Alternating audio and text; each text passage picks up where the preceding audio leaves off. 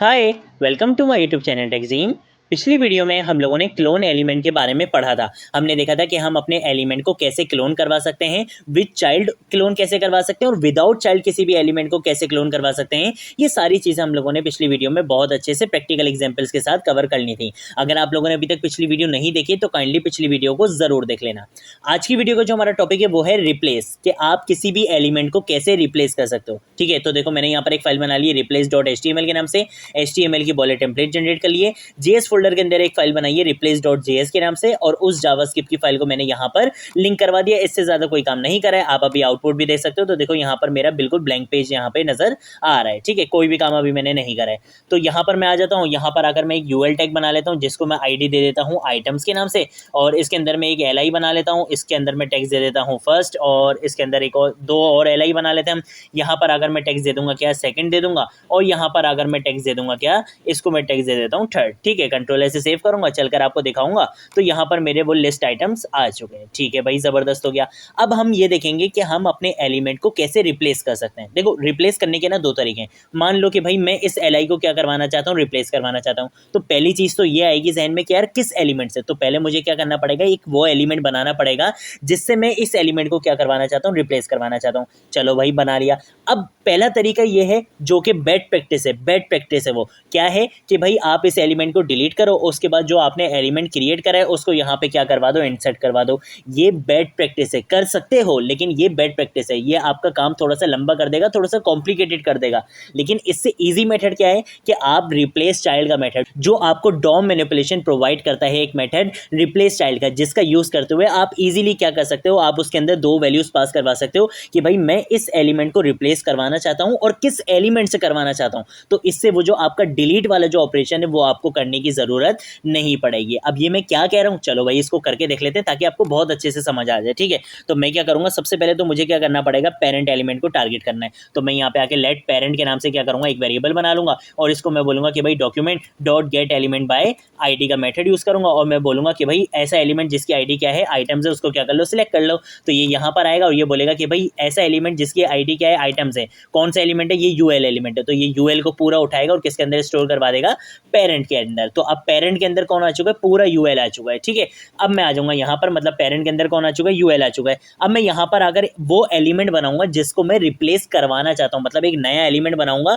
और उसको मैं क्या करवा सकता हूँ, फिर रिप्लेस करवा सकता हूँ। तो मैं यहाँ पर अगर लिख दूंगा लेट न्यू आइटम के नाम से क्या करूंगा, एक नया आइटम क्रिएट कर लूंगा। तो आइटम कैसे क्रिएट करते हैं, आपने डॉक्यूमेंट डॉट क्रिएट एलिमेंट का मेथड यूज करना है, और क्रिएट एलिमेंट के मेथड के अंदर आपने वो एलिमेंट का नाम बताना होता है जो एलिमेंट आप क्रिएट करवाना चाहते हो। मैं LI क्रिएट करवाना चाहता हूं तो मैंने इसको LI बोल दिया। तो यहाँ पर मेरा LI क्रिएट हो चुका है, और वो किस में स्टोर हो चुका है, न्यू आइटम वाले वेरिएबल के अंदर। लेकिन ये जो LI है ये अभी खाली है, इसके अंदर कोई भी टेक्स्ट नहीं है। तो टेक्स्ट के लिए हम क्या कर सकते हैं, प्रॉपर्टी भी यूज कर सकते हैं और मेथड भी यूज कर सकते हैं। तो मैं यहाँ पर आपको प्रॉपर्टी यूज करके दिखा सकता हूँ। मैं यहाँ पे आके बोलूंगा new item dot text content की प्रॉपर्टी का यूज करूंगा, और मैं बोलूंगा कि भाई इस न्यू आइटम के अंदर टेक्स्ट आप क्या लिख दो, मैं इसके अंदर टेक्स्ट दे दूंगा, रिप्लेस एलिमेंट के नाम से क्या दे दूंगा, टेक्स्ट दे दूंगा। ठीक है, इस तरीके से हमने यहाँ पे इसको क्या दे दिया, टेक्स्ट दे दिया। अब यहाँ पर मेरा जो न्यू आइटम है उसके अंदर एक LI आ चुका है, और LI के अंदर टेक्स्ट क्या है, रिप्लेस आइटम। ठीक है, ये चीज जो है वो कंफर्म हो चुकी है, ये चीज हम बना चुके हैं। अब मैंने उस एलिमेंट को टारगेट करना है जिससे मैं रिप्लेस करवाना चाहता हूँ। मान लो कि भाई मैं चाहता हूँ कि इस LI की जगह ये वाला LI आ जाए जो मैंने क्रिएट करा है। तो मुझे क्या करना पड़ेगा, मुझे इस LI को भी क्या करना पड़ेगा, टारगेट करना पड़ेगा, तभी मैं इससे रिप्लेस करवा पाऊंगा ना। तो इसको टारगेट करने के लिए हमारे पास सबसे बेस्ट तरीका क्या है कि हम यहाँ पर अगर एक वेरिएबल बना लें लेट रिप्लेस के नाम से। ठीक है, रिप्लेस के नाम से हम यहाँ पे आके एक वेरिएबल बना लेते हैं, और मैं बोलूंगा कि भाई पेरेंट को टारगेट करूंगा, और मैं बोलूंगा डॉट डॉट के बाद मैं बोलूंगा first element child, first element child. ठीक है, ये वाली प्रॉपर्टी होती है फर्स्ट एलिमेंट चाइल्ड की। इससे क्या होता है कि आपने लिखा है पेरेंट डॉट, तो ये जाएगा पेरेंट में, और ये पेरेंट के बाद मैंने प्रॉपर्टी क्या लगाई है, फर्स्ट एलिमेंट चाइल्ड की। तो ये पेरेंट के अंदर आकर बोलेगा कि भाई फर्स्ट एलिमेंट चाइल्ड कौन है इसका, ये है। तो ये इस LI को जिसके अंदर क्या लिखा हुआ है, फर्स्ट लिखा हुआ है, ये उसको सिलेक्ट करके किस में स्टोर करवा देगा, रिप्लेस वाले वेरिएबल के अंदर। तो अब रिप्लेस वाले वेरिएबल के अंदर कौन सा एलिमेंट है, ये वाला LI है जिसके अंदर का टेक्स्ट क्या है, फर्स्ट है। ठीक है, तो ये मैंने इसको टारगेट कर लिया। ये चीजें आपको मैंने पिछली वीडियोस में बहुत अच्छे से बताई हुई है कि ये फर्स्ट एलिमेंट चाइल्ड की प्रॉपर्टी कैसे काम करती है, यूज भी हम लोगों ने बहुत अच्छे से किया हुआ है। तो ये चीजें आपको पता है।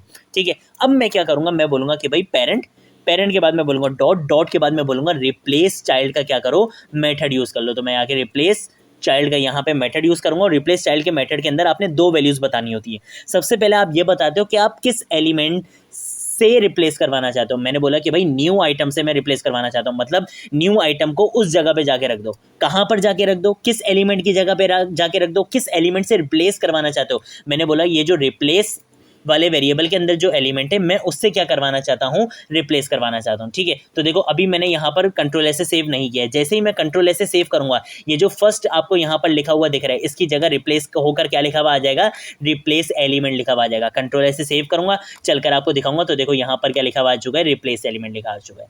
तो इस तरीके से आप क्या कर सकते हो, आप किसी भी एलिमेंट को ईजिली रिप्लेस कर सकते हो। तो देख रहे हो रिप्लेस चाइल्ड का मेथड किस तरीके से काम करता है कि आपने इसको 2 वैल्यूज देनी होती है। पहली वैल्यू में आप ये बताते हो कि आप किस एलिमेंट से रिप्लेस करवाना चाहते हो और किस एलिमेंट को रिप्लेस करवाना चाहते हो। ठीक है, मतलब किस एलिमेंट की जगह आप जो है वो ये नया आइटम रिप्लेस करवाना चाहते हो। ये 2 चीज़ें आपने इस मेथड में बतानी होती हैं। अब मान लो कि यार मैं बोलूँ कि भाई मुझे इससे रिप्लेस नहीं करवाना, मुझे तो इससे रिप्लेस करवाना है, तो इसके लिए भी हम लोगों ने पिछली वीडियोस में एक प्रॉपर्टी पढ़ी है क्या, कि फर्स्ट एलिमेंट चाइल्ड के बाद आप यहाँ पे आके लिखो डॉट, डॉट के बाद आप यहाँ पे लिख लो नेक्स्ट एलिमेंट सिबलिंग की प्रॉपर्टी यूज कर लो। ठीक है, नेक्स्ट एलिमेंट सिबलिंग की प्रॉपर्टी। तो अब क्या होगा, अब ये होगा कि जैसे ही मैं कंट्रोल एस से सेव करूंगा तो फर्स्ट एलिमेंट चाइल्ड के बाद नेक्स्ट एलिमेंट सिबलिंग, इसका अगला सिबलिंग कौन है, ये वाला सेकंड वाला एल आई। तो जैसे ही मैं यहाँ पर अगर कंट्रोल एस से सेव करूंगा तो अब मेरा जो रिप्लेस एलिमेंट है वो कहाँ पर लिखा हुआ आएगा, ये देखो ये यहाँ पर सेकंड एल आई पे लिखा हुआ आ रहा है। ठीक है, तो इस तरीके से आप क्या कर सकते हो, आप इजीली किसी भी एलिमेंट को रिप्लेस कर सकते हो। तो आज हमने क्या देखा है, आज हमने रिप्लेस चाइल्ड का मेथड देखा है कि हम रिप्लेस चाइल्ड का मेथड यूज करते हुए किसी भी एलिमेंट को कैसे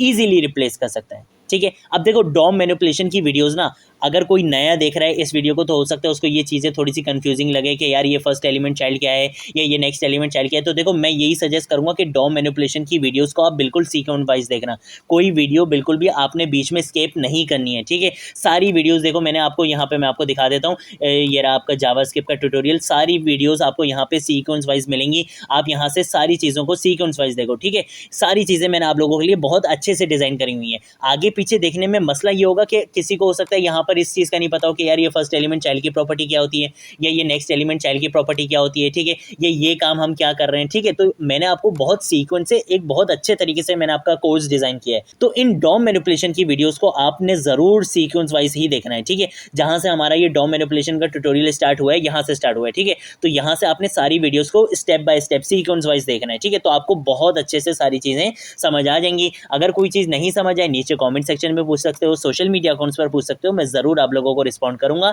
अब हम मिलेंगे नेक्स्ट वीडियो में नेक्स्ट टॉपिक के साथ, तब तक के लिए बाय बाय।